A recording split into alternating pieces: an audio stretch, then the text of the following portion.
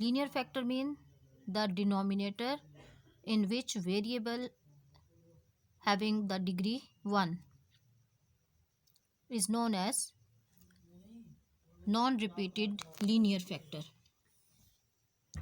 The variable having degree 1 is called as linear factor and its whole exponent is 1, then it is known as non-repeated linear factor. Now first of all we will discuss about the fraction. What is meant by a fraction?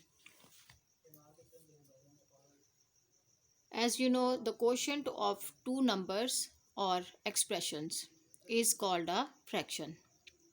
The quotient of two numbers or expressions. There may be two numbers or two expressions is called a fraction. The quotient indicated by a bar.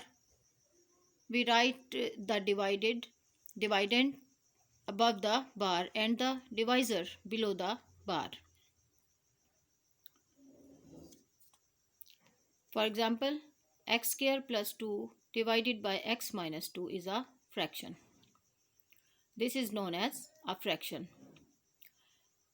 And its quotient is written as x square plus 2 divided by x minus 2. Now x minus 2 is not equal to 0. If x minus 2 is equals to 0, then the fraction defined will be undefined. Because x minus 2 is equals to 0, this implies x is equals to 2, which makes the denominator 0. If we put here 2 minus 2, it will be equals to 0. And if the denominator of this fraction is 0, then this fraction will becomes 0. So it is not known as fraction.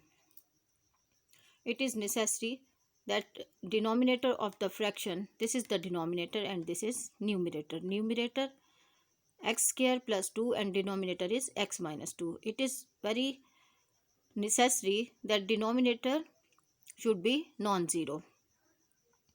Then the written thing will be known as fraction.